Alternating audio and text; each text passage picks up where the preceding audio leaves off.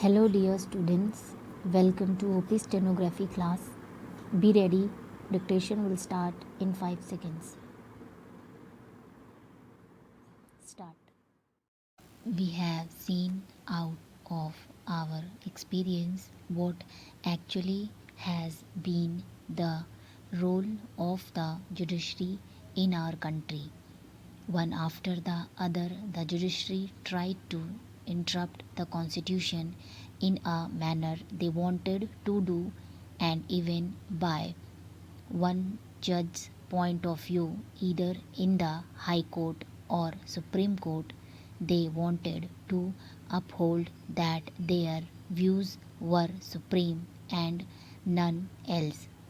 Though we are in this democratic process and we believe in democracy and adult franchise, yet this view of the representatives of the people in this house and in the other house are not supreme only. The judges' views are supreme. This is nothing but a new nepotism on the part of the judiciary, who deliver judgments as if they are the only kings and rules in this country and nobody else, completely ignoring the will and consent of the people who send their representatives to this house to look after their welfare and well-being. Therefore, the question of the judiciary does not hold any ground.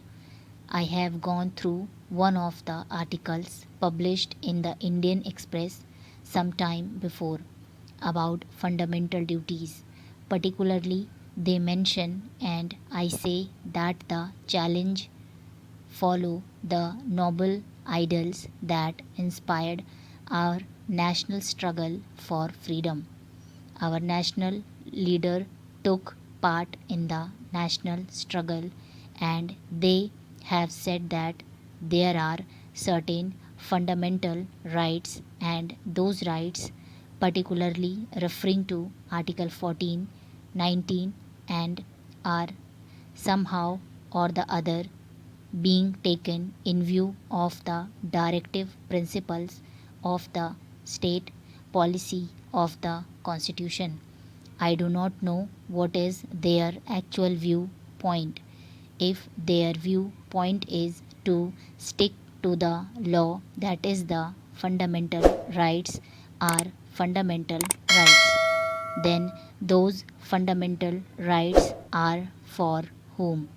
Those fundamental rights are for the so-called higher of the society, for the so-called haves and not for have-nots. What is their grievance? The poorer sections of the society, the vast of the country, do not consider that fundamental rights are in the Constitution. They consider what their fundamental needs are. Their fundamental needs is that their hunger should be removed and their economic conditions redressed. In view of these things, which one is to be given more poorer sections who are demanding better transformation of the society. The problems of the poorer sections are to be given. This position in brief seemed to have shocked many people. With this view, these articles or constitutional changes which are under consideration are welcome measures and ought to be framed. There is no doubt about it.